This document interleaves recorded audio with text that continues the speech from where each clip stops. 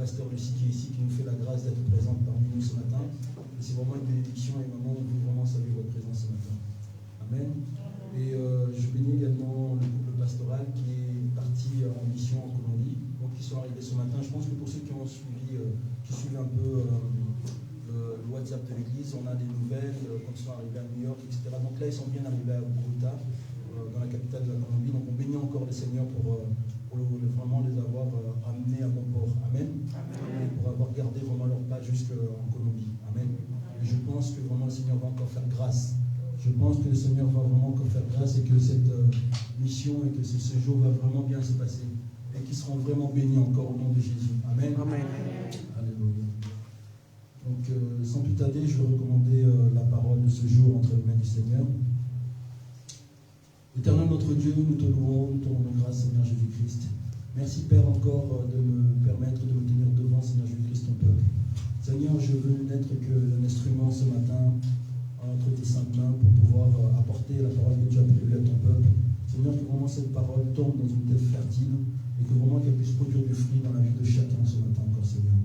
Seigneur, je te prie encore de bénir vraiment la vie de chacun au travers de cette parole et que vraiment que tout soit fait pour ton nom, dans le nom tout puissant de notre Seigneur Jésus-Christ. Amen. Amen. Amen. Prenons place. Donc nous sommes toujours dans le thème de cette année qui est une année de la transformation. Donc c'est une année où nous voulons encore vraiment nous laisser transformer par le Seigneur. Et je crois vraiment que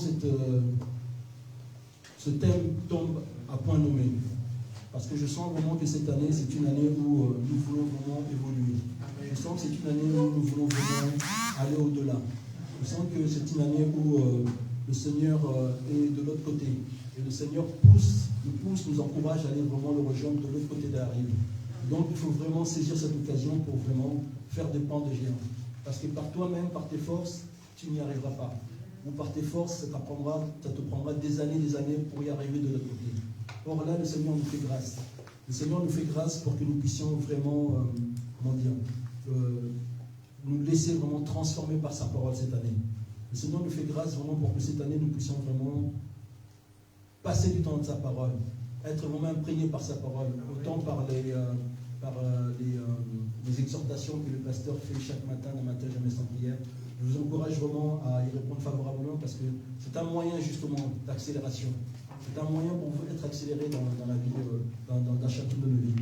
Et sans compter toutes les autres réunions, comme l'a rappelé le diacre, les réunions de prière du vendredi, ainsi que notre réunion dominicale de ce matin. Amen.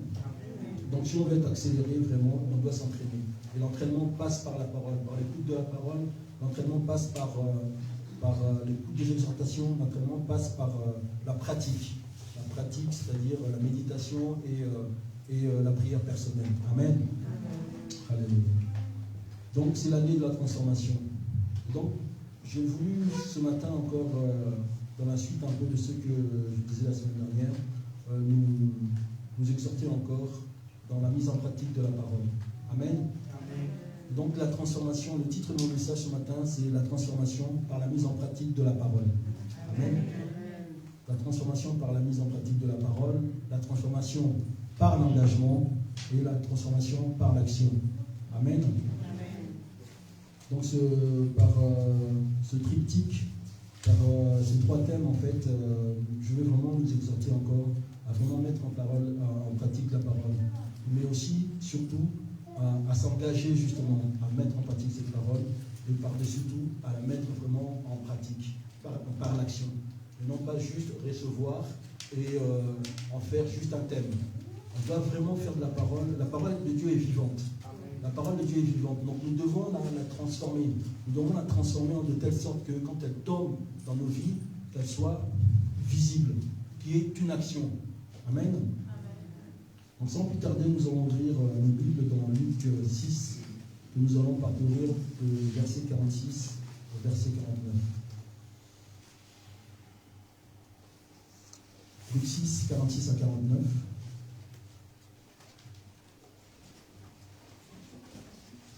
Dont le sous-titre est intitulé « Mettre en pratique la parole ». Pourquoi m'appelez-vous Seigneur, Seigneur, ne le faites pas ce que je dis. Tout homme qui vient à moi entend mes paroles et les met en pratique. Je vous montrerai à qui il est semblable. Il est semblable à un homme qui bâtit une maison. Il a creusé profondément et posé le fondement sur le roc. Une inondation est venue et le torrent s'est rué contre cette maison, sans être capable de l'ébranler parce qu'elle est bien bâtie. Amen. Amen. Mais celui qui entend et ne met pas en pratique est semblable à un homme qui a bâti une maison sur la terre sans fondement. Le torrent s'est rué contre elle, aussitôt elle s'est écroulée. Et la ruine de cette maison a été grande. Amen. Amen.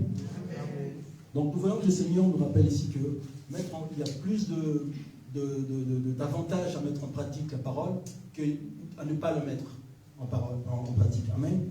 Donc celui qui met en pratique la parole du Seigneur, en fait, il bâtit une maison solide. C'est-à-dire que sa vie aura un fondement.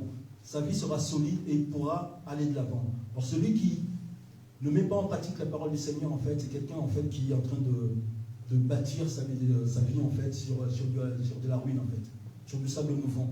Et donc, à un moment donné, sa vie va s'écrouler. Et voilà pourquoi beaucoup d'entre nous, beaucoup de chrétiens, en fait, ont l'impression que leur vie est solide. Et puis, quand ils réalisent, en fait, ce qu'ils ont fait de leur vie, leur vie, c'est un éternel recommencement. Pourquoi? Parce qu'ils ont bâti sur du sable mouvant. Donc, quand tu bâtis sur du sable mouvant, et les enfants le savent, quand on va à la plage, ils bâtissent leur petite maison, leur château de sable, et à un moment donné, où l'eau va venir, va raser le château de sable, ou même le vent va venir, va raser le château de sable. Amen. Or, quand nous nous promenons dans la ville, nous pouvons voir qu'il y a des maisons qui sont centenaires, qui sont même bicentenaires, parce qu'ils ont été bâtis sur un terrain qui est assez solide, et surtout sur des fondements. Pour construire une maison, nous voyons juste le bâtiment tel qu'il est au-dessus. Mais savons-nous dans la profondeur en fait, de ces bâtiments? La profondeur de ces bâtiments peut être généralement de 10 mètres. Pourquoi? Parce que la maison, pour être solide ici au-dessus, pour lutter contre le vent, il y a un fondement. Et le fondement doit être assez profond. Sans quoi la maison, avec les vents qu'on connaît aussi dans cette région, la maison peut aussi s'écrouler. Voilà pourquoi on voit dans certaines contrées des maisons qui tombent parce qu'il n'y a pas de fondement. Quand il y a l'ouragan, la maison tombe. Donc nous devons vraiment bâtir notre vie sur une terre qui est profondément creusée. Amen. Sur des solides fondements. Et Paul disait, nous n'avons pas honte de l'évangile car elle est la puissance de Dieu pour le salut de quiconque croit. Et être fils de Dieu implique que nous croyons, mais surtout que nous adhérons à cette parole en la mettant en pratique. Il est vrai que nous entendons, nous sommes soumis à la parole régulièrement, mais est-ce que nous mettons cette parole en pratique? Pour la plupart, on écoute la parole, parfois même on écoute la même parole pendant 10 fois. On va changer d'église sur la même, parce que la Bible elle est la même, hier, aujourd'hui et demain. Donc quand tu vas changer d'église ou quand tu vas aller avec un autre frère prier, c'est la même Bible. Et souvent on entend les mêmes paroles. La parole revient, mais au lieu de nous édifier, mais cette parole elle nous passe devant. Pourquoi? Parce qu'on la met en pratique. Mais le jour où nous décidons de mettre la parole en pratique, on voit que notre vie change. On voit qu'on est édifié. On voit un réel changement dans nos vies. Donc commençons à mettre la parole en pratique. Et quand on met la parole en pratique, on commence à voir les résultats. Les résultats palpables dans sa vie, dans sa propre vie. Or, si nous écoutons la parole sans la mettre en pratique, c'est comme quelqu'un qui veut faire du sport de haut niveau sans s'entraîner. C'est pas possible. On ne peut pas arriver à être le meilleur, que ce soit en politique, que ce soit dans les sciences, dans les mathématiques, dans tous les domaines, sans qu'il y ait pratique. Celui qui ne pratique pas n'y arrivera jamais. C'est impossible. Même quelqu'un dont on dit être doué, il doit travailler sans cesse. Et nous aussi, nous devons mettre l'ouvrage encore à nouveau. Nous devons travailler sans cesse. Nous devons sans cesse méditer la parole. Nous devons sans cesse dire, quand on reçoit la parole, mais qu'est-ce que le Seigneur veut nous dire par rapport à cette parole? Ne reçois pas juste la parole pour la recevoir. Reçois-la et essaie de méditer pourquoi le Seigneur a envoyé cette parole. Et par rapport à cette parole-là, le Seigneur va te parler. Celui qui veut entendre la voix du Seigneur, il va l'entendre. Mais c'est celui qui est, celui qui est sourd à la voix du Seigneur, il ne pourra pas l'entendre. vas entendre juste des bruits, mais ne va pas écouter en fait. Il faut tendre l'oreille pour écouter. Tendons l'oreille pour écouter le Seigneur. C'est comme quand on est en cours, c'est comme quand on peut être devant la télé. Parfois on met la télé, on entend juste un bruit sourd, parce qu'on n'écoute pas, on entend du bruit. Il y a une différence entre entendre et écouter. Entendre, c'est passif. Entendre, c'est quand tu es à la maison, tu as des trains qui passent devant toi, ben, que tu le veuilles ou pas, tu vas entendre le bruit du train. Tu vas entendre le bruit du train. Mais quand tu vas vraiment tendre ton oreille, tu vas pouvoir écouter d'autres bruits autour de ce train-là. Mais pour ça, il faut être actif. Le fait d'écouter, c'est être actif. Écouter, c'est vraiment une action volontaire. Amen. Donc nous devons aussi avoir cette volonté-là, cette volonté de vouloir découvrir le sens de la parole qui est envoyée par le Seigneur. Amen. La parole de Dieu est puissante. Elle a le pouvoir de créer toutes choses, mais aussi de transformer nos vies. Alors, si tu viens à l'église, si tu te laisses, comment dire, si tu es présent en fait là où la parole de Dieu est, si tu te laisses en fait toucher par la parole du Seigneur, si tu viens écouter la parole du Seigneur, c'est pour la mettre en pratique. C'est pour qu'elle puisse transformer ta vie. Amen. Sinon tu perds ton temps. Moi je viens écouter la parole du Seigneur parce que je sais qu'elle est puissante, qu'elle a la puissance, elle a le pouvoir de transformer ma vie. Et le temps que ça prendra, je suis prêt à l'accepter, mais je veux surtout me soumettre à cette parole. Je veux que cette parole puisse vraiment transformer ma vie en quelque chose. Parce que venir quelque part, ou venir à une activité en vain, sans pouvoir avoir les avantages de cette activité-là, c'est perdre son temps. Amen. Donc nous sommes ici pour un but. Nous voulons vraiment palper la présence du Seigneur dans nos vies. Nous voulons vraiment dire oui. Tous les dimanches, nous disons oui, Dieu est vivant, Dieu existe. On ne le voit certes pas, mais il existe. Et nous avons cette assurance-là. Nous avons cette ferme assurance-là. Mais si Dieu existe, et si nous le recherchons vraiment, pourquoi nous ne verrons pas les fruits de ce que Dieu existe, de ce que Dieu envoie dans nos vies? De ce que quand on crie à lui, on puisse voir les résultats, les conséquences de nos prières. De ce que quand on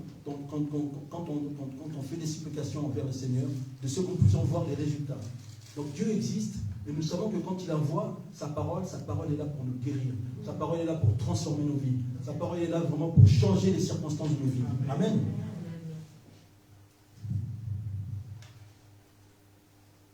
Donc la parole de Dieu éclaire nos vies. Dieu envoie sa parole afin qu'elle puisse éclairer nos vies, c'est-à-dire de montrer clairement quelle est sa volonté pour la vie de chacun de ses disciples que nous sommes. Amen. Oui, Dieu envoie sa parole, mais sa parole, Dieu l'envoie avec un but. Et c'est à nous de découvrir quel est ce but pour lequel Dieu envoie sa parole. Oui, certes, nous voulons être des disciples du Jésus-Christ. Nous voulons être les disciples de notre Seigneur. Mais tu veux être disciple pour quel but? C'est quoi le but pour toi d'être disciple? Être disciple pour toi, le but, c'est juste d'être disciple, ou c'est d'être disciple pour une mission clairement identifiée. Donc c'est à chacun aussi de découvrir le but pour lequel le Seigneur a fait de lui un disciple. Amen.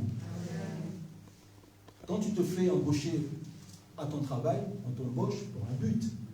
D'autres sont embauchés pour compter, faire des chiffres, ça s'appelle des comptables. D'autres sont là pour s'occuper des finances, c'est-à-dire qu'ils ont des plans financiers, c'est eux qui disent que bon, d'ici là, d'ici tel temps, on doit arriver à ce chiffre-là, on doit arriver à ça, etc. Vous voyez? Donc chacun a son but. Et d'autres sont là pour aller chercher des clients. C'est des commerciaux. Donc vous voyez que chacun a son but. Le commercial n'est pas comptable, le comptable n'est pas financier. Vous voyez? Donc tu dois rechercher la mission pour laquelle Dieu a fait de toi un disciple. Amen. Donc il est important. Nous ne sommes pas là juste pour recevoir. Nous ne sommes pas là juste pour chauffer les bancs. Nous devons au contraire chercher aussi à savoir quel est le but pour lequel le Seigneur a fait de moi un disciple. Et un disciple, c'est quelqu'un qui est appelé. Et quand tu es appelé dans l'armée, c'est pour un but. Un soldat est appelé dans l'armée pour aller combattre. Un soldat est appelé dans l'armée pour aller défendre. Mais un soldat n'est pas appelé dans l'armée pour juste faire la garde. Tu Vous ne verrez jamais un soldat rester comme ça toute une carrière devant une garnison. Parfois, il est devant la garnison, mais le but ultime d'un soldat, c'est d'aller combattre, d'aller défendre. Amen. Donc, nous aussi, nous devons connaître ce but-là pour lequel nous avons été appelés. Donc, tout cela fait partie, en fait, de la mise en pratique de la parole. Tout cela fait partie de la mise en pratique de la parole. Et nous devons vraiment tendre à cela. Essaye vraiment de rechercher le but pour lequel Dieu a fait de toi un disciple. Le but pour lequel tu viens à l'église. Pourquoi tu viens à l'église? Pourquoi tu fréquentes l'église? C'est parce que tu as une idée de ce que tu attends du Seigneur. Oui, c'est vrai que nous venons, et souvent pour la plupart, pour être bénis. C'est pas mauvais d'être béni, c'est bon d'être béni. Mais qu'est-ce que toi tu as en retour à offrir au Seigneur? Pour tous les bienfaits qu'il fait en ta vie, pour tous les bienfaits qu'il apporte à ta maison, pour tous les bienfaits qu'il apporte à ton mari, à tes enfants. Qu'est-ce que tu es prêt à lui rendre en retour? Quelle est ta participation à l'œuvre du Seigneur? Donc, bien aimés, sachons mettre en pratique aussi ce que le Seigneur nous a donné. Nous devons aussi savoir donner en retour. C'est comme un ami. Quand un ami, vous sortez, tantôt un ami va payer la facture de la restauration ce jour-là, mais l'ami ne va pas toujours payer la facture de la restauration à chaque fois que vous sortez ensemble. Ce n'est pas possible. Amen. Donc toi aussi, à un moment donné, tu vas faire un effort pour dire aussi, bon, malgré que l'ami est peut-être plus... Même l'ami le plus riche ne peut pas, le plus milliardaire ne peut pas tout le temps payer le restaurant pour toi. Il y a quand même aussi une question de dignité. Il y a aussi une question de dignité. Même un jour, tu vas te dire, je ne suis peut-être pas millionnaire comme lui, vu le restaurant dans lequel on y va, je ne peux peut-être pas payer le repas, mais je vais quand même lui payer un verre d'eau. Vous voyez? Il va sortir son grand billet, on va dire, non, laisse, c'est moi qui paye. Donc, profite quand même de l'occasion. Et l'ami, c'est un bon ami, il comprend. Il comprend, il va retirer son billet, il va le mettre dans la poche. Parce qu'il sait aussi que toi aussi, tu dois être valorisé. Toi aussi, tu as besoin d'être valorisé. Lui, il est déjà valorisé, il a tout ce qu'il faut. Il peut tout acheter, mais il sait aussi que mon ami a besoin d'être valorisé. Donc nous aussi, nous devons saisir cette occasion-là quand le Seigneur nous appelle. Nous devons aussi saisir cette occasion-là pour nous valoriser. Valorisons-nous aussi auprès du Seigneur. Soyons aussi des hommes et des femmes intentionnels. Valorisons-nous auprès du Seigneur et vraiment le Seigneur nous rendra. Amen. Mais pour ça, nous devons nous préparer et cela passe par le fait de s'exposer en amont à la parole. Amen. Donc nous devons nous exposer à la parole en amont. C'est-à-dire bien en avance. C'est-à-dire quand nous venons à l'église, petit déjà, comme on voit ici les jeunes de PV, eux ils s'exposent à la parole en amont. Parce que dès leur temps d'enfance, ils s'exposent à la parole, parce qu'ils savent que déjà ils travaillent dans l'église, mais ils sont appelés à encore des plus grandes choses dans cette église. Amen. Voilà pourquoi ils se préparent déjà dès leur temps d'enfance. Et nous aussi, nous devons nous préparer. Petit comme grand, nous pouvons nous préparer aussi. Parce qu'il n'est jamais trop tard pour servir le Seigneur. Il n'est jamais trop tard pour cheminer, pour travailler avec le Seigneur. Amen. Donc nous aussi, nous devons nous préparer à la parole. Nous devons nous préparer à servir aussi. Amen. Parce que Dieu fait exception de personne. Et Dieu est riche pour quiconque l'invoque. Et si tu veux invoquer le Seigneur, tu peux l'invoquer aussi. Bien sûr, tu l'invoques par tes chants d'adoration, tes louanges, tu l'évoques par tes dîmes et tes offrandes, tu l'évoques de multiples façons, par l'adoration que tu fais avec lui dans les lieux secrets, dans ta chambre, chez toi à la maison, mais tu peux aussi l'évoquer plus encore en le servant pleinement aux vieux aux cieux et aux cieux de tous. Amen. Alléluia. Donc exposons-nous la parole afin de devenir de relais fidèles du Seigneur vers les nations. Amen. Oui, certes, nous servons le Seigneur dans l'Église, mais nous sommes aussi appelés à impacter les nations. Amen. Donc dans Matthieu 28, 19, n'oublions jamais que c'est la raison d'être de notre Église en fait.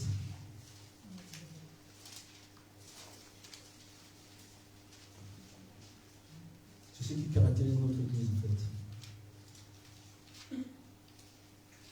Allez, faites de toutes les nations des disciples, baptisez-les au nom du Père, du Fils et du Saint-Esprit. Et enseignez-leur à garder tout ce que je vous ai prescrit. Et voici, je suis avec vous tous les jours jusqu'à la fin du monde. Amen. Amen. Alléluia.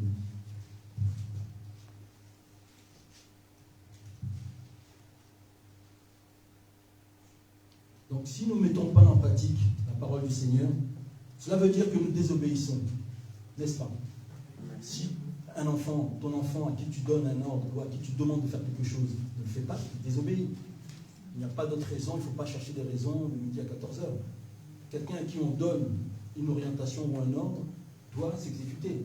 Et le Seigneur nous demande de faire de toutes les nations des disciples. Et ça aussi, c'est quelque chose, comme je rappelais la semaine dernière, qu'on doit commencer à mettre en pratique. Commençons à parler du Seigneur, comme j'expliquais la semaine dernière. Juste, que Dieu te bénisse. Juste, est-ce que je peux prier pour toi? Et ces choses-là peuvent changer. Ces choses-là changent la vie de quelqu'un. Ces gestes-là qu'on pose peuvent changer la vie de quelqu'un. Parce que nous non plus, nous ne sommes pas nés chrétiens. Nous ne sommes pas nés chrétiens. Beaucoup ont été baptisés, surtout comme chez nous au Congo. Quand tu nais, on te baptise à l'église catholique. Tu fais ta première communion.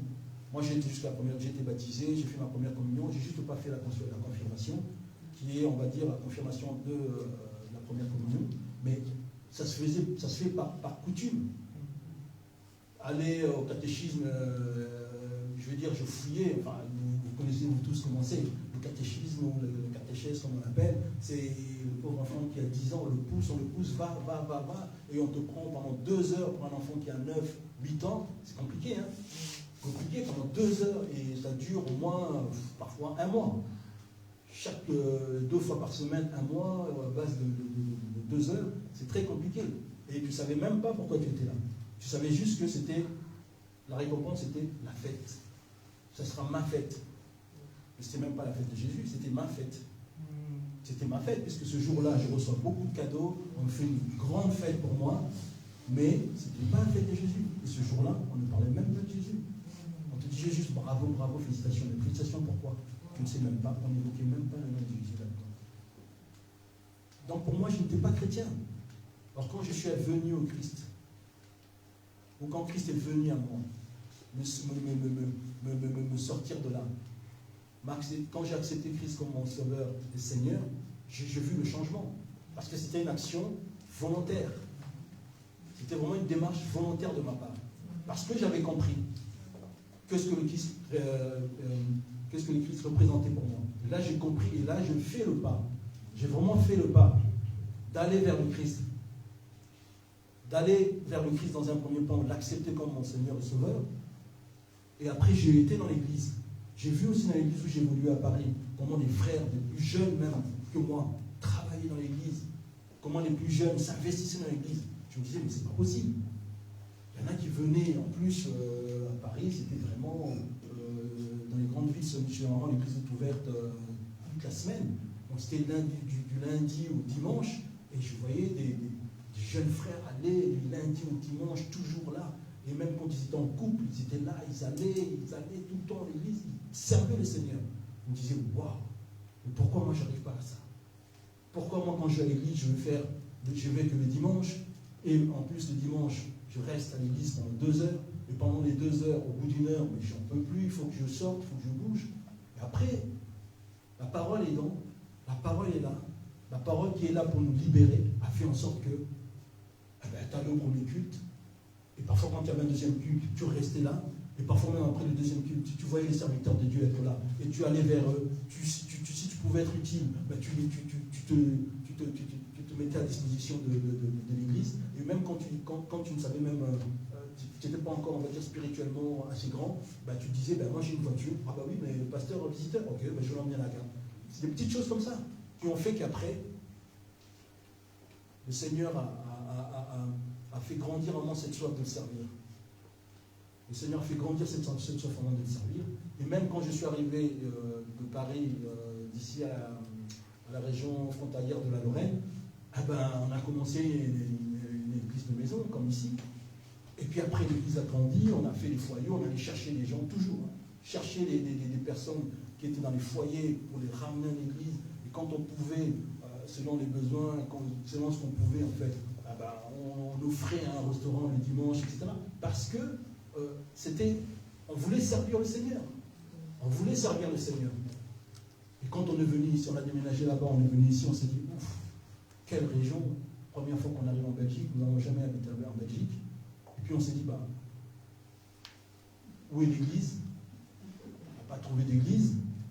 Et puis on a rencontré le pasteur Michel. D'ailleurs, que ma femme avait rencontré d'abord dans son travail. Et Dieu est tellement bon que ma femme rencontre le pasteur Michel dans son travail.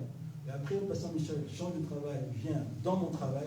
Et non seulement il vient dans mon travail, mais il travaillait là où maman a dîné et moi je travaillais ici. Dans la même pièce, dans le même plateau, comme on dit, vous voyez, dans le même bureau. On travaillait ensemble dans le même bureau. Bonjour le matin. Et le pasteur Michel est parti de mon travail. Et on s'est rencontrés une fois en Belgique, à Madou, là-bas à Roussel. Ah, comment ça va, ça va. Et puis on se rencontre ici, et puis on s'est dit, bah, oui, l'église de maison, oui. Et on a commencé comme ça. Et ça va faire 11 ans qu'on chemine ensemble. 12 ans même cette année. Vous voyez? Gloire au Seigneur. Et ce n'est pas un hasard. Moi, je dis toujours que cette rencontre n'est pas un hasard. Il va d'abord travailler dans le même travail que ma femme. Et quelques mois après, il vient travailler dans mon travail. Et quand il s'en va, forcément, la connaissance est déjà faite avec ma femme. La connaissance est déjà faite avec moi. Or, ma femme avait ces connaissances-là de son côté. On n'en a jamais parlé. Comme ça se fait souvent. Vous rencontrez quelqu'un, un autre frère rencontre quelqu'un, vous ne vous moquez pas cette personne, parce que pour vous c'est un inconnu, et vous êtes persuadé que cette personne ne connaît pas. Et quand même, bien même, vous allez dire, oh, ben, j'ai rencontré quelqu'un aujourd'hui, il est comme ci, comme ça. Ce sera difficile à identifier. Et le Seigneur faisant bien les choses, il a fait que nous puissions tous les deux rencontrer ce même homme, qui a transformé nos vies, qui nous a encore poussé davantage dans le service, qui nous a montré encore combien il était bon de servir le Seigneur. Voilà pourquoi moi je veux vraiment m'accrocher encore davantage au Seigneur à travers cet homme de Dieu. Amen. Amen.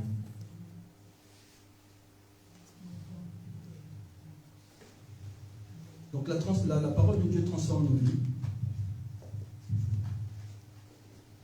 parce qu'elle crée une vocation de disciple. Amen. Donc allons dans Marc 1, auquel nous allons lire du verset 14 au verset 20.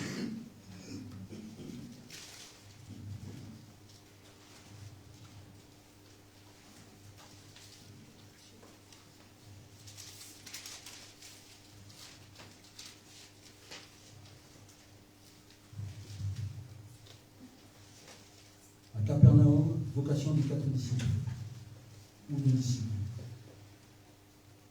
Après que Jean leur ait livré, Jésus alla dans la Galilée, il prêchait la bonne nouvelle de Dieu et disait, le temps est accompli et le royaume de Dieu est proche, répentez-vous et croyez en la bonne nouvelle. En passant le long de la mer de Galilée, il vit Simon et André, frères de Simon, qui jetaient leurs filets dans la mer. En effet, ils étaient pêcheurs. Jésus leur dit, suivez-moi et je vous ferai devenir pêcheurs d'hommes. Aussitôt, ils laissent leurs filets et les suivirent.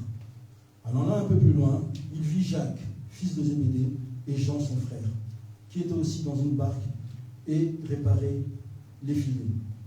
Aussitôt, il les appela, ils laissèrent leur père Zébédée dans la barque avec ceux qui étaient employés et ils le suivirent. Amen. Amen, amen. Donc nous voyons que les disciples de Jésus-Christ, là on nous donne en fait l'exemple de 4 des 12 disciples. Amen. Comment ils ont été recrutés. Et on voit bien que ces gens-là avaient un travail. Ils avaient aussi un travail, ils avaient aussi une famille à nourrir. Ils avaient aussi des préoccupations, comme nous tous, qui aujourd'hui aussi avons un travail, comme nous tous aussi avons une famille. Mais eux, ils n'ont pas hésité. Ils ont laissé tout ce qu'ils avaient. Leur travail. Ils étaient même ici, les 2 frères avec leur père. Ils ont même laissé leur père avec ses ouvriers et ils ont suivi le Seigneur. Amen. Donc nous voyons que la parole peut aussi transformer nos vies et faire de nous aussi des disciples. Amen. Donc, bien aimé en toute occasion, apprenons à répondre favorablement à Dieu. Surtout quand cela bouleverse ton programme, car Dieu est le rémunérateur de tous ceux qui le recherchent en vérité. Amen. Alors nous devons aussi être sensibles aussi quand le Seigneur nous appelle. Comme ces 2 pères de frères qui étaient ensemble en train de travailler, et ils avaient quand même un métier qui était difficile. Et c'était les métiers par lesquels ils pouvaient nourrir leur famille. Non seulement par la pêche qu'ils pouvaient faire, ils pouvaient emmener cette pêche-là à la maison et pour nourrir leur famille. Mais quand le Seigneur les a appelés, ils ont arrêté directement ce qu'ils étaient en train de faire pour vraiment privilégier le Seigneur. Amen. Donc tout cela pour nous dire aussi, comme le pasteur le disait encore cette semaine dans notre JSP, nous devons d'abord mettre la priorité sur le Seigneur. Nous devons vraiment mettre la priorité sur Dieu. Et quand Dieu nous appelle, on doit vraiment, si nous l'adorons comme nous disons, parce que nous disons souvent que nous adorons Dieu, on aime les hommes généralement, mais Dieu on adore. Donc adorer quelqu'un c'est encore, et d'ailleurs on n'adore personne, on n'adore que Dieu. Et quand on adore le Seigneur, on doit être capable de tout abandonner pour lui. On doit vraiment essayer de mettre nos programmes de côté pour suivre le Seigneur. Comme les enfants des Zébédée ici ont fait. Ils ont tout arrêté pour suivre le Seigneur parce qu'ils ont compris où était leur intérêt. Ils ont compris où était leur intérêt. Parce qu'ils n'étaient pas encore disciples à ce moment-là. N'est-ce pas? Ils étaient encore pécheurs. Et le Seigneur leur dit, venez, je vais faire de vous des pécheurs d'hommes. Amen.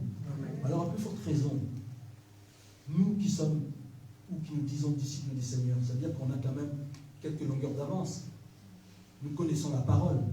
Donc à plus forte raison, nous devons prendre encore davantage favorablement quand le Seigneur fait appel à nous. Amen. Amen. Donc ne soyons pas des chrétiens capricieux qui veulent juste de la bénédiction. Oui, de la bénédiction. C'est bon de vouloir la bénédiction. Mais on peut être aussi béni par le service. On peut être béni par le service. Et moi, je vois que plus le temps passe, plus je grandis dans le Seigneur, je me dis que Dieu est bon. Parce que, quelles que soient les circonstances que je rencontre dans ma vie, il y a quelques temps, je stressais, je me suis dit, mais ce stress-là, c'est pourquoi en fait? Parce que ton stress, en fait, n'arrangera pas tes problèmes. Ton stress n'arrangera pas tes problèmes. Amen. Et si tu es quelqu'un qui stresse, arrête de stresser. Je te le dis et je te le confirme, ton stress n'arrangera pas ton problème. Parce que beaucoup de personnes pensent que parce que je suis stressé, mes problèmes vont se résoudre. Parce que je suis stressé, je serai plus actif. Le stress ne fait pas réfléchir. C'est la tranquillité, c'est le calme qui fait réfléchir. Le stress fait faire des bêtises. Parce que souvent, les gens qui sont colériques, qu'est-ce qui les fait en fait agir rapidement? C'est le stress. Parce que le stress, ce qu'on appelle le stress généralement, c'est quoi? C'est l'anxiété. Et l'anxiété est frère de la colère. Et souvent, c'est quelqu'un qui est anxieux, c'est quelqu'un qui va être stressé, c'est quelqu'un qui va être violent, qui va être impulsif. Vous voyez? Donc le stress n'amène rien de bon. Beaucoup ont agi sous le coup du stress et se sont retrouvés en prison. Beaucoup ont agi sous le coup du stress et se sont retrouvés morts parce qu'ils n'avaient pas bien lu le manuel d'une machine ou quoi que ce soit. Et le stress aidant, ils n'ont pas fait la bonne manipulation et se sont fait sauter ou exploser ou alors ils ont eu un grave accident. Le stress n'amène rien de bon. Mais le Saint-Esprit est là justement pour emmener quelque chose de bon. Le Saint-Esprit, quand il te parle, il te donne la direction. Le Saint-Esprit t'apaise. Le Saint-Esprit te donne la direction. Donc fais confiance au Saint-Esprit et balaye le stress de ta vie. Balaye le stress de ta vie parce qu'il ne sert à rien. Il ne te sert à rien. Sinon qu'à t'enfoncer. Le stress ne fera que t'enfoncer. Le stress, c'est la cause de beaucoup de maladies. Beaucoup de gens sont malades aujourd'hui à cause du stress. Beaucoup de gens, si tu leur demandes, mais qu'est-ce qui t'est arrivé? Pourtant, j'avais une bonne hygiène de vie, je ne fumais pas, je ne pèse que 60 kilos, je suis ceci, cela, je ne bois pas de café, je ne bois pas d'alcool. Mais comment ça se fait que tu as attrapé le cancer? Le stress donne le cancer. Le stress, ça peut te donner un cancer. Donc, mettons le stress de côté et mettons plutôt en nous le Saint-Esprit. Parce que le Saint-Esprit va te donner la direction. Le Saint-Esprit est une boussole en nous. C'est une boussole que le Seigneur a mis en nous. C'est sa boussole. Le Saint-Esprit est comme un GPS. Quand tu cherches le Seigneur, le Saint-Esprit est là et te dit, dirige-toi par là. Amen. Alors fais confiance au Saint-Esprit. Amen. Amen.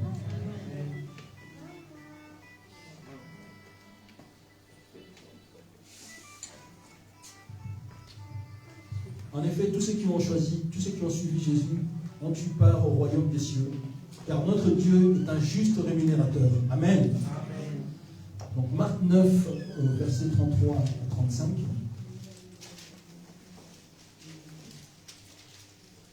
Marc 9, 33 à 35.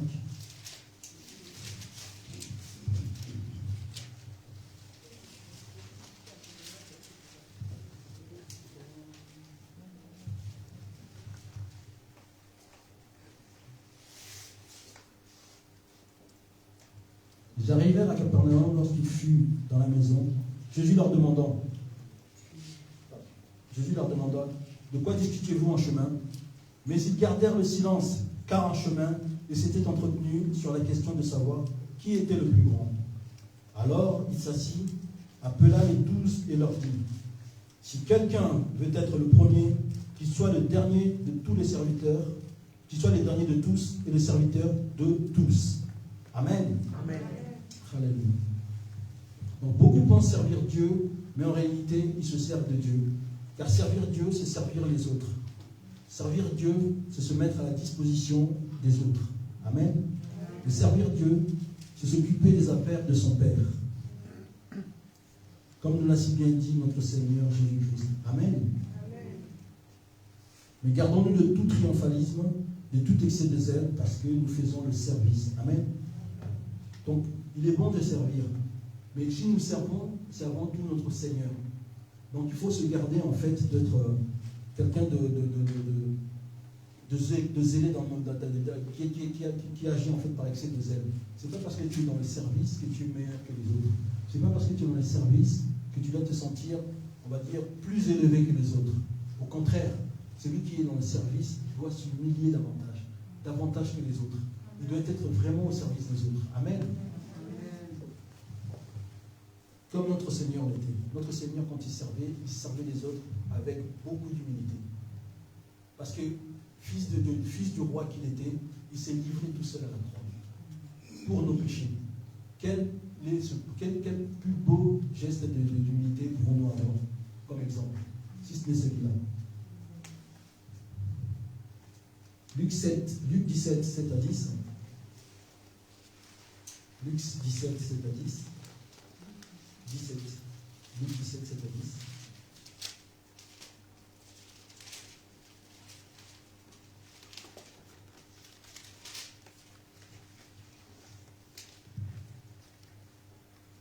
Qui de vous, s'il y a un serviteur qui laboure ou fait paître le troupeau, lui dira quand il revient des champs, viens tout de suite te mettre à table.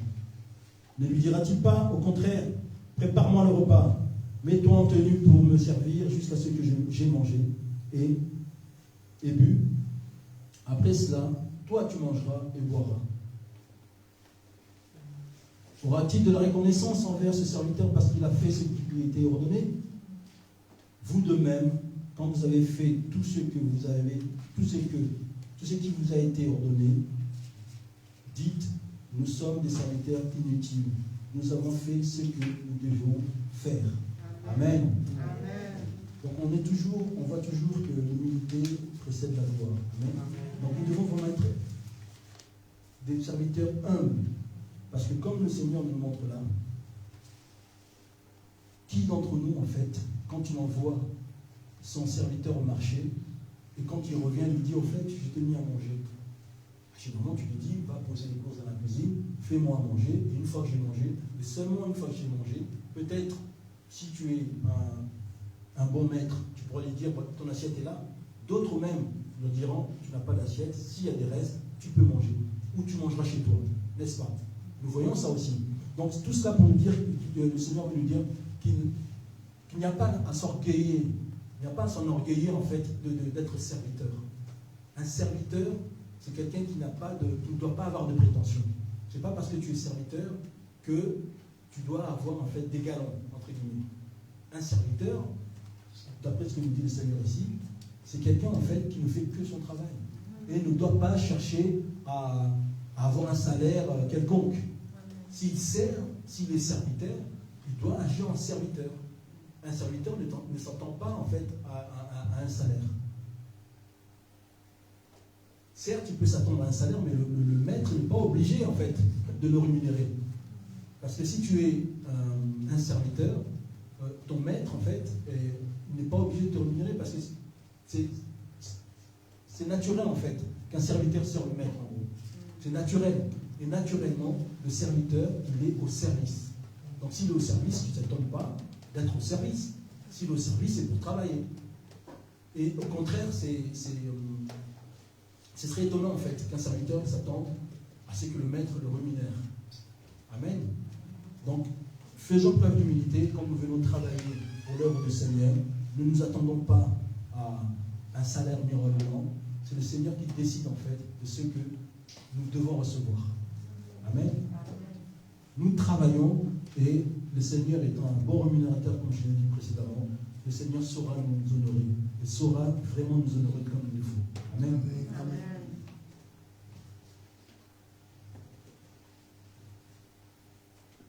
Donc la parole libère nos vies. Luc 6, 27. Luc 6, 27.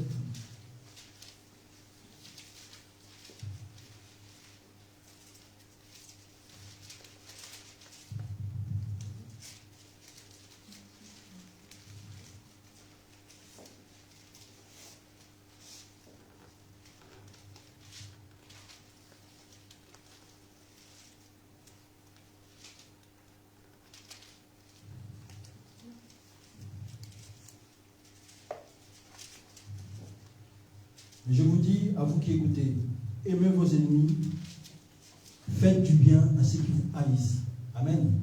Donc le Seigneur nous demande aussi d'aimer nos ennemis et de leur faire du bien. Faire du bien à ceux qui nous haïssent. Amen. Amen. Bénissez ceux qui vous haïssent, bénissez ceux qui vous maudissent, priez pour ceux qui vous maltraitent. Amen. Donc la parole étant une, nous ne devons pas en fait essayer de la transformer. Donc, le terme de cette parole, en fait, que Dieu nous envoie aujourd'hui, c'est la mise en pratique de la parole. Donc, quand tu mets la parole de Dieu en pratique, tu dois mettre toute la parole, et rien que toute la parole. Et ne pas choisir, en fait, quelle partie de la parole de Dieu t'arrange. Parce que beaucoup, justement, quand le Seigneur nous demande ici, et c'est une recommandation ferme, qui est aimer vos ennemis. Amen. Alors que on voit dans le profil de beaucoup de chrétiens, il faut le dire, beaucoup de rancune. Et c'est vraiment quelque chose que je trouve un peu regrettable, parce qu'on se soumet à la parole, on est tout le temps soumis à la parole, mais le thème du pardon revient incessamment, inlassablement plutôt. Le thème du pardon revient inlassablement dans la vie des chrétiens. On dirait que c'est comme un totem. C'est-à-dire que le chrétien prend toute la parole, mais le pardon, non. Le pardon, c'est ma décision. Je suis souverain pour donner le pardon. Et beaucoup de chrétiens se comportent de la sorte. Ils acceptent la parole complètement, mais le pardon, c'est une forme de souveraineté. Un peu comme un pays, un peu comme dans l'Union européenne, on accepte tout. Quand l'Union européenne nous donne de l'argent, tout le monde prend. Mais quand il s'agit de donner de l'argent à l'Union européenne, tout le pays, ah non, ça je ne peux pas. Les finances, c'est mon domaine à moi. On réagit un peu de la même façon. Or, le Seigneur nous recommande en fait d'obéir à la parole et de mettre en pratique toute la parole. Donc, ayons vraiment le cœur que le Seigneur veut que nous ayons. Aimons nos ennemis et faisons-leur du bien. Oui, beaucoup diront oui, mais ça c'est de la théorie. Non, ce n'est pas de la théorie. Dieu, quand tu nous demandes ça, il sait que c'est difficile. Mais Dieu nous a équipés, il nous a envoyé sa parole, et sa parole qui nous guérit. Amen. Amen. La parole du Seigneur nous guérit. Si la parole du Seigneur nous guérit, c'est que nous pouvons aussi libérer beaucoup des gens qu'on retient dans notre cœur. Amen. Jean 3,16 dit ceci: car Dieu a tant aimé le monde qu'il a donné son Fils unique, afin que quiconque croit en lui ne périsse point, mais qu'il ait la vie éternelle. Amen. Donc Dieu te dit qu'il a donné son Fils unique, afin que quiconque croit en lui, puisque tu crois en lui, ne périsse point, mais qu'il ait la vie éternelle. Donc Dieu t'accorde le pardon et te donne la vie éternelle, mais toi tu n'es même pas capable de pardonner une petite offense à ton frère, à ta sœur, et tu veux te comporter en rebelle en disant non, je ne veux pas obéir au Seigneur par rapport à ça. Non, je ne veux pas obéir au Seigneur par rapport à ça. Mais tu pêches, tu désobéis. Et désobéir au Seigneur, c'est un péché. Et là, quand tu désobéis, tu dois aussi être, on va dire, tu dois aussi être prêt à recevoir le salaire du péché. Le salaire de ta désobéissance, Dieu est un Dieu juste, ben Dieu te donnera aussi le salaire de ta désobéissance. Donc ce serait un peu dommage en fait que tu ne puisses pas aller à la table du Père parce que tu te laisses juste guider par tes émotions.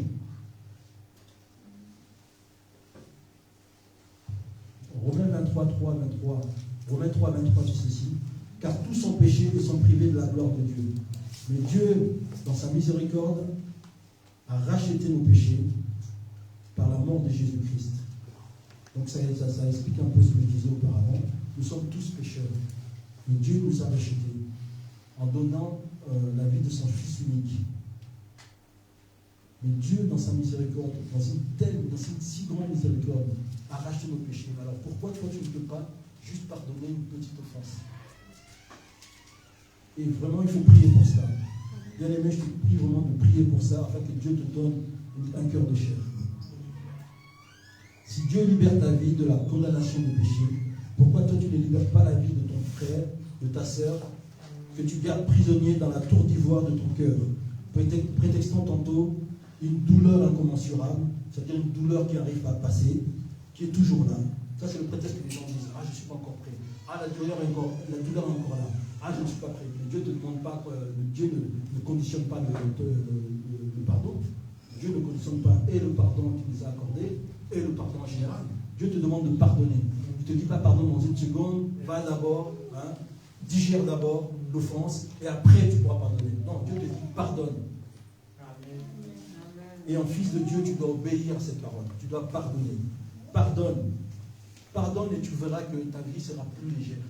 Pardonne et tu verras que Dieu va ouvrir des portes dans ta vie. Et tu auras des bénédictions qui vont aller avec ce pardon que tu accordes.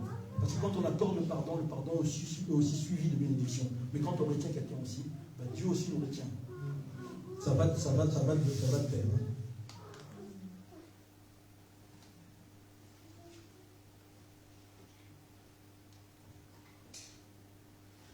Donc, certains donnent comme prétexte une douleur incommensurable. Tantôt, le temps trop court pour pardonner, il faut du temps pour pardonner, tu comprends, il m'a offensé il n'y a pas longtemps, donc j'ai quand même besoin de ce temps-là, laisse-moi encore un peu de temps. Ben, le temps ne lui fera rien. Si tu es quelqu'un qui ne sait pas pardonner, le temps ne lui fera rien. Pardonne simplement et avance. Et je bénis le Seigneur parce que de ce côté-là, moi, j'espère que je n'ai pas vraiment beaucoup de problèmes. Je bénis vraiment le Seigneur pour ça. Mais je bénis aussi le Seigneur parce que je sais aussi qu'il va faire dans la vie de beaucoup d'entre nous. Et qu'il va continuer encore vraiment à toucher nos cœurs. Parce que le pardon est très important. Parce que comment tu veux que l'autre avance si tu le retiens dans ton cœur? Est-ce que toi tu voudrais qu'on te mette une laisse quand tu vas avancer, on te retienne? Est-ce que toi tu aimerais ça? Là, c'est une image, mais c'est ce qu'on fait. L'autre veut avancer, mais toi tu es là, tu le retiens. Non, tu ne dois pas avancer. Tu ne m'as pas encore demandé pardon. Le Seigneur ne dit pas dans notre Père que nous devons demander pardon à l'autre pour l'avoir. Il nous dit pardonne-le, pardonne-moi comme je pardonne aussi aux autres. Le Seigneur nous dit pardonne-moi comme je pardonne aussi aux autres. Donc il y a une condition en fait à cela. Le Seigneur te dit en fait, si toi tu pardonnes, moi je te pardonne. Mais si. Donc, inversement, il faut comprendre aussi inversement. Il faut aussi comprendre inversement. C'est-à-dire que si tu ne pardonnes pas, je ne te pardonne pas. Mais les gens s'arrêtent juste ici, je pardonne, ils me pardonnent. Si tu ne pardonnes pas, le Seigneur ne te pardonnera pas. Et tu porteras aussi ton péché comme ça, en permanence, et le péché, en fait, te coupe de tout. Te coupe de toute bénédiction, le péché te coupe de toute avancée avec le Seigneur. Et c'est ça le risque, en fait. Et voilà pourquoi beaucoup de gens sont là. Ah, mais moi, ça ne va pas. Ça fait des années, ils sont là. Il y a des gens, au bout de 10 ans, ils ont toujours, au bout de 20 ans, de 30 ans, et ils sont encore là. Mais comment tu veux que ta vie avance? Comment tu veux rentrer dans la gloire du Seigneur? Parce que quand tu as le pardon difficile, tu as un cœur qui est souillé. Je suis désolé de te dire ça, mais ton cœur est souillé. Et quelqu'un qui a le cœur souillé ne verra pas la gloire du Seigneur. C'est comme ça. Tu peux venir à l'église matin, midi, soir, toute l'année, toute une vie, même jusqu'à ce que le Seigneur te rappelle à tes 90 ans, tu ne siégeras pas à la table des Seigneurs. Parce que ton cœur n'est pas pur. Or, toi-même, tu as la possibilité d'avoir un cœur pur, mais tu le refuses. Tu refuses toi-même. Tu refuses toi-même de rentrer dans le royaume des cieux. Toi-même, tu refuses. Donc, c'est volontaire de ta part. C'est volontaire de ta part. Toi-même, tu te prives de la gloire du Seigneur. C'est volontaire de ta part. Donc, tu dois en assumer les conséquences. Et nous devons vraiment prendre les choses comme ça de façon pratique. Je pardonne, le Seigneur me pardonne et j'avance. Je ne pardonne pas, le Seigneur ne me pardonne pas et je reste sur place et même je recule. Alors moi je ne reste pas sur place, je recule. Parce que le fait d'avoir un cœur chargé, ton cœur va faire, tu vas reculer. Ce n'est pas possible. Avec le Seigneur, on ne fait pas du surplace. Si tu ne fais pas, tu ne vas pas de l'avant, tu recules avec le Seigneur. Ce n'est pas possible, tu ne peux pas faire du surplace. Parce que les années aidant, tu vas faire quoi? Tu vas reculer. Tu vas dire finalement, je ne vois pas de transformation dans la vie. Et quelqu'un qui ne voit pas de transformation, quelqu'un qui ne voit pas de transformation dans sa vie, il recule forcément. Il recule forcément. Amen. Amen. Donc, Luc 6,40, vous lirez vous-même. Le disciple n'est pas plus que le maître, mais tout disciple accompli sera comme son maître. Amen. Le disciple n'est pas plus que le maître, mais tout disciple accompli sera comme son maître. Sera, c'est-à-dire être. Du verbe être. Il sera comme son maître. Amen. Et moi-même, je rajoute, fera comme son maître. Le disciple fera comme son maître. Amen. Donc si tu te dis disciple de Jésus-Christ, tu dois être comme Jésus-Christ, tu dois faire comme Jésus-Christ. Amen. Mais Dieu te demande de pardonner et toi tu ne veux pas pardonner. Or Dieu t'a pardonné. Il a racheté tes péchés. Il a racheté même ta vie à la croix. Donc tu n'es pas disciple. En toi d'en conclure ce que tu veux, mais tu n'es pas disciple. Parce que le disciple fera comme le maître. Amen. Amen.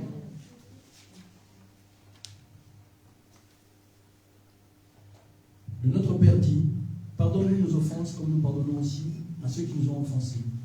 Le Seigneur ne dit pas, pardonne-moi mes offenses, mais laisse-moi digérer d'abord les offenses qui m'ont été faites. Alors, bien-aimés, ne soyons pas comme cet homme qui a bâti une maison sur la terre sans fondement, car la ruine de cette maison a été grande. Mais au contraire, soyons semblables à cet homme qui bâtit une maison en ayant creusé profondément et posé le fondement sur le roc. Amen. Amen. Donc si tu veux que ta vie soit bénie, alors, bien-aimé, bâtis ta vie sur le fondement qui est la parole de Dieu et en la faisant reposer sur Christ qui est le roc, le rocher, la pierre angulaire, le soutien qui ne manque d'aucun bien. Amen. Amen. Amen. Donc, bien-aimés, levons-nous et puis nous allons sceller cette parole par la prière.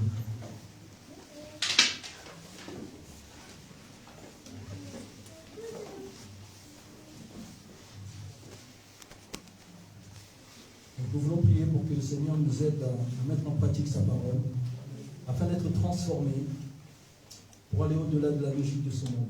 Amen. Amen. Car la loi du talion, œil pour œil, dent pour dent, n'est pas du Seigneur. Le Seigneur te demande de pardonner. Le Seigneur te demande de revenir à lui. Que ton cœur revienne au Seigneur. Que ton cœur mette en pratique ce que le Seigneur te recommande. Amen. Prions pour ceux qui ont à cœur d'obéir à la parole de Dieu. À Dieu, afin qu'il leur fasse, qu'il leur vienne en aide. Amen. En priant vraiment pour cela. Ceux qui ont à cœur vraiment d'obéir à la parole du Seigneur. Afin que le Seigneur leur vienne en aide. Éternel notre Dieu, nous te louons, nous te rendons grâce, Seigneur Jésus-Christ. Seigneur, merci pour ta parole que tu as envoyée, Seigneur Jésus-Christ. Afin que, Seigneur Jésus-Christ, puisse porter du fruit, Seigneur Jésus-Christ, dans la vie de tes bien-aimés. Merci, Père, encore, parce que ta parole n'est pas envoyée en vain, Seigneur. Et nous croyons vraiment, Seigneur Jésus-Christ, qu'elle va tomber dans une terre fertile. Et que, Seigneur Jésus-Christ, nous allons vraiment avoir à cœur de la mettre en pratique, ô mon Dieu, mon roi. Merci, Père, parce que ce matin, tu as libéré une parole puissante, Seigneur Jésus-Christ.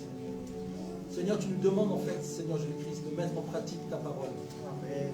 Tu nous demandes, Seigneur Jésus-Christ, de ne pas être des chrétiens oubliés ou des chrétiens qui viennent juste et entendent la parole et ressortent de là sans la mettre en pratique.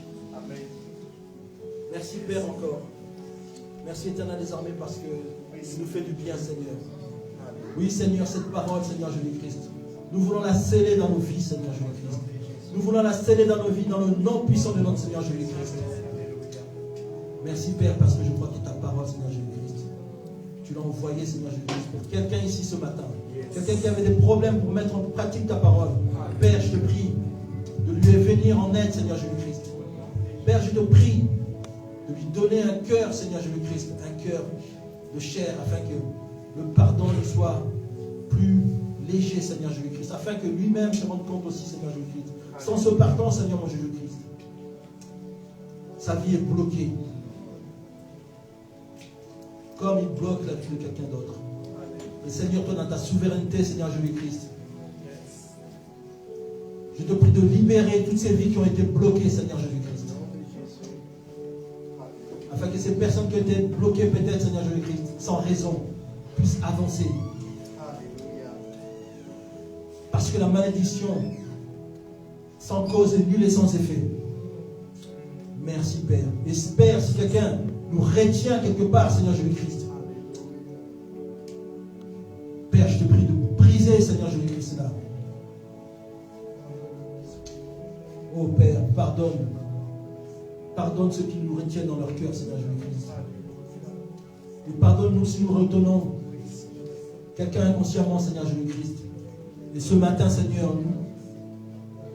je veux libérer mon cœur, Seigneur Jésus-Christ, devant ton trône, mon Dieu, mon roi, afin d'obéir à ta parole, Seigneur Jésus-Christ. Car je préfère 1000 fois, Seigneur Jésus-Christ, être un disciple qui fait ce que son maître fait, Seigneur, plutôt qu'un chrétien désobéissant, qui fait selon lui, Seigneur Jésus-Christ, mais qui se réclame de toi. Oh Père, je ne veux pas que le jour où tu viendras pour nous rechercher, Seigneur Jésus-Christ, je ne veux pas, Seigneur, ce jour-là, que tu me dises, arrière de moi, Satan, Seigneur Jésus-Christ. Je ne t'ai jamais connu. Voilà pourquoi, Seigneur, dès maintenant, je vais mettre en pratique ta parole. Dès maintenant, Seigneur Jésus-Christ, je veux me mettre en conformité avec ta parole, Seigneur, mon Dieu. Merci, Père. Merci, Père de gloire. Alléluia. Bien-aimés, nous voulons aussi prier. Prions pour une transformation profonde des mentalités. Parce que nous devons en effet changer de mentalité afin de plaire à notre Seigneur. Adoptons la mentalité du royaume, bien-aimé. Car le Seigneur nous appelle à adopter la mentalité du royaume. Quittons la mentalité de ce monde, bien-aimé. Quitte la mentalité de ce monde. Et rejoins la mentalité du royaume de Jésus-Christ. Alléluia. Père, je te prie, mon Dieu, mon papa, de nous accorder, Seigneur Jésus-Christ, à marcher selon toi, Seigneur Jésus-Christ, à quitter la mentalité de ce monde, Seigneur Jésus-Christ, mais à regarder à toi, à l'œuvre que tu as accomplie sur la croix, Seigneur Jésus-Christ, afin de nous mettre à ta suite, Seigneur Jésus-Christ, afin d'être des imitateurs, Seigneur Jésus-Christ, afin de rechercher ta volonté au Père de gloire. Merci, Seigneur. Merci, Dieu de gloire. Merci, Seigneur, encore. Oui, Seigneur, renouvelle. Renouvelle notre foi, renouvelle notre mentalité, Seigneur Jésus-Christ. Renouvelle notre intelligence, mon Dieu, mon roi.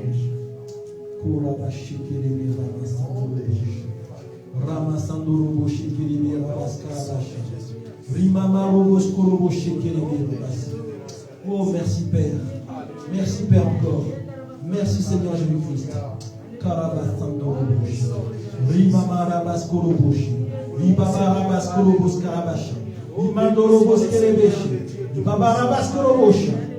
Merci, Seigneur. Merci, Saint-Esprit. Merci, Saint-Esprit, pour cette graine que tu plantes dans la vie de mon frère. Merci, Saint-Esprit, pour cette graine que tu plantes dans la vie de ma sœur. Merci, Saint-Esprit, pour la graine que tu plantes en moi, au Père de gloire. Merci Saint-Esprit. Béni soit ton nom. Alléluia.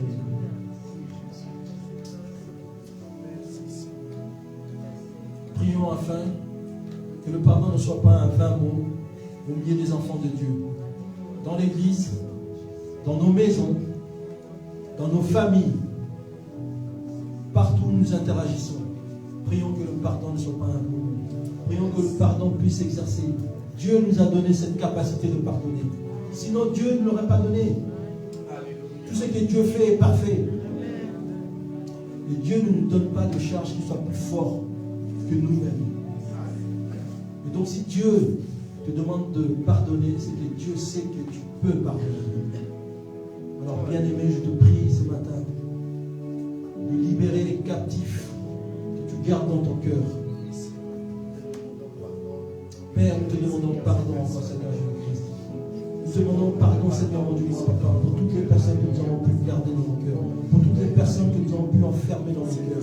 Père, nous te demandons de libérer ces personnes-là, de libérer par la même occasion notre cœur, afin que notre cœur, Seigneur Jésus-Christ, devienne pur devant toi, afin que notre cœur ne puisse plus jamais retenir quelqu'un, au nom puissant de notre Seigneur Jésus-Christ. Merci Père.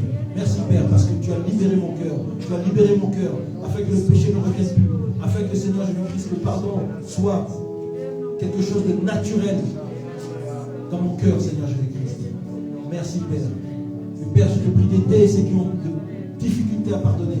Seigneur, que tu puisses encore travailler en eux. Que cette parole continue de travailler en eux autant qu'il le faudra, Seigneur Jésus-Christ, afin que, Seigneur, mon Dieu, mon Papa, ces cœurs deviennent un cœur, Seigneur Jésus-Christ, qui porte de fruits.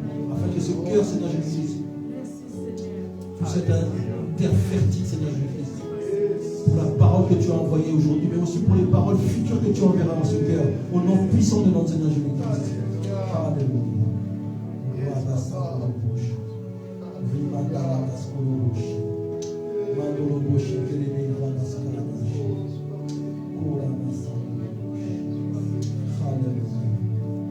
Merci Seigneur. Merci Seigneur Jésus-Christ. Je bénis encore la vie de chacun ce matin. Père, je te recommande encore, Seigneur Jésus-Christ, alors que nous allons rentrer dans nos maisons. Seigneur, je te prie encore de bénir la vie de chacun qui a répondu présent ce matin, Seigneur Jésus-Christ. Seigneur, toi tu savais que ces personnes-là seront là ce matin. Et Seigneur, je crois que tu as envoyé cette parole dans une terre fertile, Seigneur Jésus-Christ. Et que cette parole va vraiment, Seigneur Jésus-Christ, produire du bon fruit à souhait dans le nom tout-puissant de notre Seigneur Jésus-Christ. Amen. Père, bénis encore le retour de chacun à sa maison. Bénis encore cette semaine qui va s'ouvrir, Seigneur Jésus-Christ. Que nous puissions garder cette parole, que nous puissions garder cette intimité avec toi, Seigneur Jésus-Christ. Que nous puissions encore continuer à méditer ta parole, Seigneur Jésus-Christ. Que nous pouvons encore aller dans les lieux secrets, Seigneur Jésus-Christ, pour te parler comme à notre Père, comme à un ami fidèle, Seigneur Jésus-Christ. Merci, Père, encore pour le voyage que le pasteur et la prophétesse ont fait cette semaine, Seigneur Jésus-Christ. Père, tu puisses encore les bénir là où ils sont. Bénis encore, Seigneur Jésus-Christ. Qui reviennent encore renouveler, Seigneur Jésus-Christ, en pensée. Qui reviennent encore renouveler, Seigneur Jésus-Christ. Même physiquement, Seigneur mon Dieu, que cela fasse du bien, Seigneur Jésus-Christ. Que tu leur fasses du bien, mon Dieu, là où ils sont. Nous bénissons encore leur vie. Et nous bénissons encore le pasteur Lucie qui est là pour garder les enfants, Seigneur Jésus-Christ. Bénis-la encore. Et je te prie encore de bénir aussi, Seigneur Jésus-Christ, leurs enfants qui restent là, Seigneur Jésus-Christ. Et toi, tu sais, Seigneur Jésus-Christ, combien ils font aussi des sacrifices afin de laisser leurs parents sans murmurer pour la gloire de ton œuvre.